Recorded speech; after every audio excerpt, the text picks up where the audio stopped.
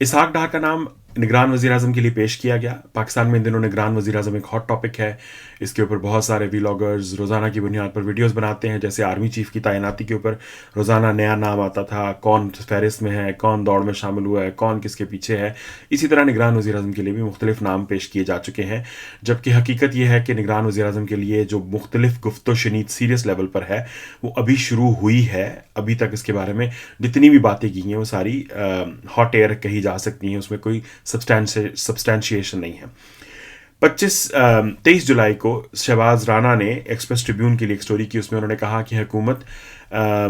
قانون میں ترمیم کر رہی ہے جو کہ کیئر ٹیکر سیٹ اپ یعنی نگران سیٹ اپ کو مزید اختیارات دے گا تاکہ وہ اکنامک جو روڈ میپ ہے جو آئی ایم ایف کے ساتھ معاہدہ ہوا ہے اور جو باقی سارے کام ہو رہے ہیں ان کو کنٹینیو رکھے اور آنے والی حکومت کے حوالے کرے ایک بہتر سچویشن میں. کیونکہ ہوتا یہ ہے کہ نگران حکومت جب آتی ہے تو حالات بہت ہی فارغ ہو جاتے ہیں, اور جب نئی حکومت آتی ہے تو اس کو اثر نو نیا کام شروع کرنا پڑتا ہے. تو ایک تو قانون سازی, اس کے ساتھ انہوں نے یہ ہنٹ دیا کہ شہباز شریف اسحاق ڈار کا نام جو ہے وہ سوچ رہے ہیں, ان کے ذہن میں کہ اسحاق ڈار کو نگران وزیر اعظم بنایا جا سکتا ہے. اب شہباز رانا فائنانس کی بیٹ کرتے ہیں, اور فائنانس کی بیٹ ظاہری بات ہے اسحاق ڈار صاحب کے ساتھ کنیکٹڈ ہے. اسحاق ڈار صاحب وزیر خزانہ ہے, آج کے نہیں بہت پرانے وزیر خزانہ ہے. تو میرے لیے کوئی بہت حیرت کی بات نہیں تھی کہ یہ سکوپ جو ہے وہ شہباز رانا کر رہے ہیں. مجھے شہباز رانا کی جرنلزم یا ان کی جو انفارمیشن ہے اس کے اوپر بالکل کوئی کیا کہہ سکتے ہیں نا شبہ نہیں ہے. انہوں نے بالکل جو رپورٹ دی وہ ان کی رپورٹ بالکل درست ہے, اور جو انفارمیشن ان تک پرووائڈ کی گئی وہ بالکل 100% ہے. لیکن اسحاق ڈار صاحب جو ہیں وہ بنیادی طور پر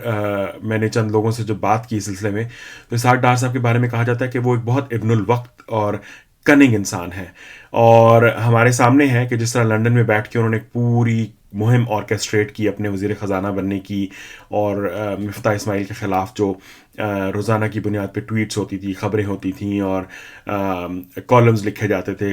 مختلف ناموں سے. انہوں نے خود بھی کچھ لکھے جس میں انہوں نے پاکستان کی اکنامک پالیسی اور مفتاح اسماعیل صاحب کی پالیسی اور ان ساروں کے اوپر مختلف قسم کی باتیں کی, اور حالات کو انہوں نے اس لیول تک پہنچا دیا کہ مفتاح اسماعیل کو اس ایک ڈسگریسفل طریقے سے فارغ کیا گیا. مفتاح نے اس کے بارے میں خود کہا کہ جی مجھے افسوس اس بات کا نہیں کہ مجھ سے پوزیشن لی گئی, بلکہ افسوس اس بات کا ہے کہ جس طریقے سے مجھے فارغ کیا گیا. اور اس میں اسحاق ڈار کا کلیدی کردار تھا. اسحاق ڈار صاحب جو بنیادی طور پہ ایک بہت سیلفش انسان ہے, ان کے بارے میں یعنی کہ میری رائے نہیں ہے, میں نے مختلف لوگوں سے بات کی ہے, اور ان کی سیلفشنس کا اندازہ اس بات سے ہوتا ہے کہ میرے لیے سب سے بڑی حیرت کی بات تھی کہ شریف خاندان جو کہ اسحاق ڈار صاحب کے ہاتھوں ڈسا ہوا ہے وہ بالکل کیسے اسحاق ڈار صاحب پر ٹرسٹ کر سکتا ہے. کیونکہ حالات اس وقت یہ ہیں کہ میں مطیع اللہ جان کی ٹویٹ پڑھا تھا کہ اس وقت جو نگران سیٹ اپ ہے اس کے اوپر سب سے بڑا سوال یہ ہے کہ نگران سیٹ اپ جو ہے وہ اگر آ گیا تو وہ عرب کے اونٹ کی طرح اس کی گردن ایک دفعہ خیمے کے اندر آ گئی تو وہ باقی سارا بھی آ جائے گا, اور پھر اس کو نکالنا مشکل ہو جائے گا. کیونکہ ایک پریسیڈنٹ سیٹ کیا جا چکا ہوا ہے. پنجاب میں حکومت جو ہے وہ اپنی مدت جو ہے نگران حکومت اپنی مدت سے زیادہ ایگزسٹ کر چکی ہے. خیبر پختونخوا میں بھی جو آئینی مدت ہے اس سے آگے وہ کام کر رہی ہے, ابھی تک کام کر رہی ہے. تو اگر یہ پریسیڈنس موجود ہے تو اس پریسیڈنس کی بنیاد پر یہ ممکن ہے کہ نگران حکومت جو وفاقی لیول پر آئے وہ رہ جائے.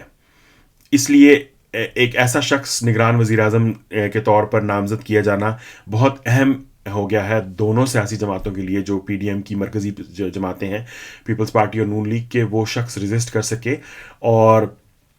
وہ جو اسٹیبلشمنٹ ہے اس کے جو گرپ ہے اس کو سسٹین بھی کر سکے, اور اس کو کیا کہہ سکتے ہیں ود ہولڈ بھی کر سکے. اور ایونچولی اگر کوئی ایسے حالات بنتے ہیں تو وہ ڈیموکریٹک فورسز کے لیے اسٹیپ لے, نہ کہ ان کے خلاف کرے. اگر ہم اس سے حوالے سے اسحاق ڈار صاحب کا ٹریک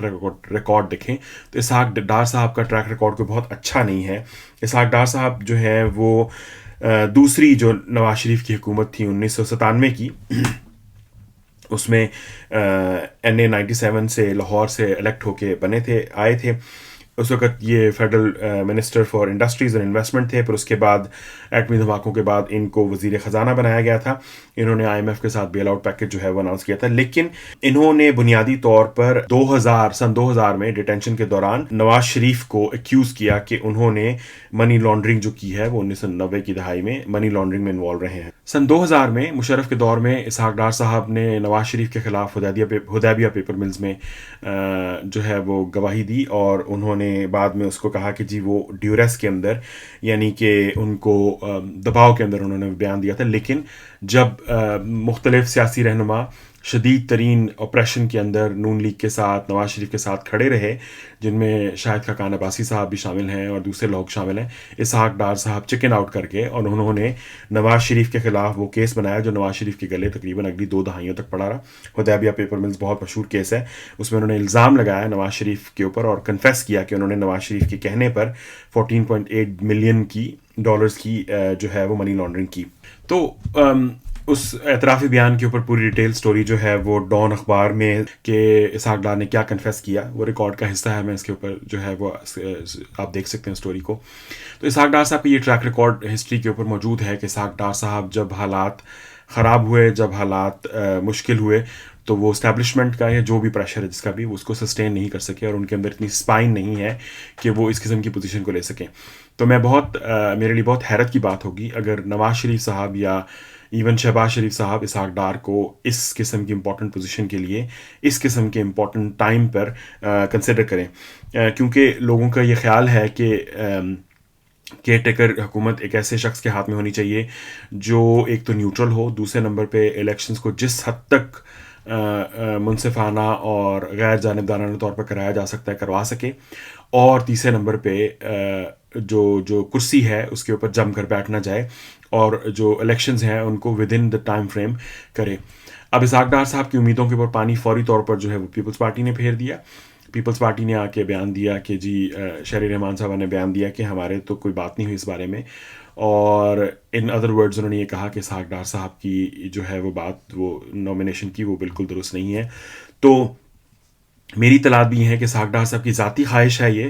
اسحاق ڈار صاحب آف کورس ایک بہت اپرچونسٹ اور ایمبیشس آدمی ہیں, اور ان کے خیال میں اس وقت وہ بہت امپورٹنس کے حامل ہیں, اور آف کورس جو لیڈنگ کینڈیڈیٹس ہو سکتے ہیں, جو فائنینشیل کریڈینشلز رکھتے ہیں, جو پاکستان کا ایک کیا کہہ سکتے ہیں نا اس وقت جو سچویشن ہے اس کی نبض پر ہاتھ رکھتے ہیں, وہ یہ ہیں یا مفتاح اسماعیل صاحب ہیں. تو آف کورس اسحاق ڈار صاحب نے اپنے آپ کو حسب سابق حسب روایت جو ہے وہ لانچ کیا تھرو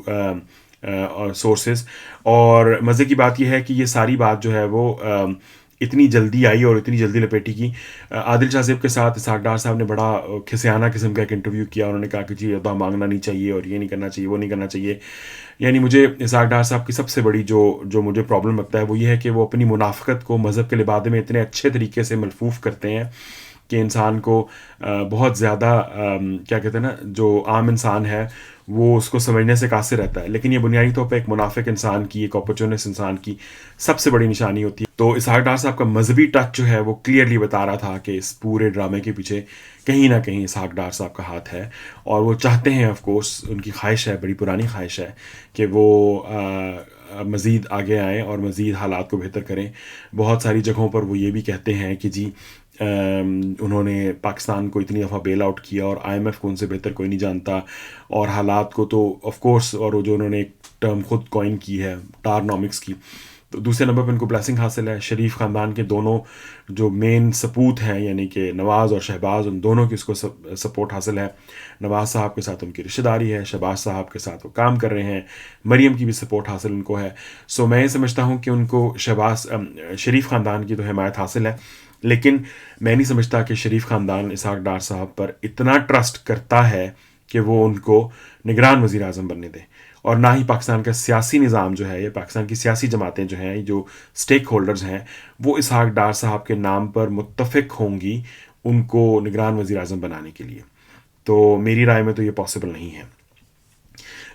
جہاں تک تعلق ہے دوسرے لوگوں کا, میں سمجھتا ہوں کہ شاہد خاقان عباسی صاحب ایک بہت ہی پورٹنٹ کینڈیڈیٹ ہو سکتے ہیں, لیکن میری معلومات کے مطابق وہ شاید اس کام کے لیے نہ ہوں, لیکن ہو بھی سکتے ہیں, یو نیور نو, کیونکہ سیاست میں ہر چیز ممکن ہے. اور انہوں نے وقتی طور پر جو ہے وہ جو ان کے بیانات مختلف سامنے آئے, انہوں نے اس پورے الیکشن کے جو سسٹم ہے اس پر عدم اعتماد کا اظہار کیا. انہوں نے کہا کہ اس کا کوئی فائدہ نہیں ہے, اور جب تک ایک گریٹر ڈائلاگ نہیں ہوتا, جب تک لوگ بیٹھ کے فیصلہ نہیں کر سکتے انہوں نے کہ ملک کو کیسے چلانا ہے اور حالات کو کیسے آگے لے کے جانا ہے, تو ان کو نہیں لگتا کہ یہ اس طرح کر کے انتخابات سے مسئلے کا حل نکلے گا. تو بظاہر تو یہی لگ رہا ہے کہ اس وقت تک کوئی ایسا نام جو ہے ہمارے سامنے نہیں ہے. آپ روزانہ کی بنیاد پہ ویلاگس دیکھیں گے, آف کورس آئی بالس کے لیے بہت اچھا ہے, ٹی آر پی کے لیے اچھا ہے, لیکن میری معلومات کے مطابق ابھی تک جو فارمل پروسیس ہے وہ کہیں کسی نام پر بھی نہیں پہنچا, اور ابھی اس پر جو ہے وہ آف کورس گفتگو ہوگی, بات چیت ہوگی, اور جو بھی نام ہوگا آف کورس وہ سامنے آ جائے گا. لیکن وہ نام جو بھی شخص ہوگا اس کے اوپر بہت بھاری ذمہ داری ہوگی کہ وہ ایک ایسے کرٹیکل ٹائم پر پاکستان کو سٹیئر کرے گا اور الیکشنز کروائے گا جن الیکشنز کے بارے میں ابھی بھی بہت سارے لوگوں کو شبہات ہیں کہ شاید وہ وقت پر نہیں ہوں گے. تو یہ آنے والا وقت بتائے گا, اس پر نظر رکھیں گے. لیکن اسحاق ڈار صاحب کے بارے میں میں نے سوچا کہ تھوڑا سا کانٹیکسٹ بیان کیا جائے اور یہ بھی بتایا جائے کہ یہ خبر کہاں سے آ رہی ہے. Thank you very much for watching. ہمارے چینل کو ضرور سبسکرائب کریں. اگلے ویلاگ تک کے لیے اجازت, خدا حافظ.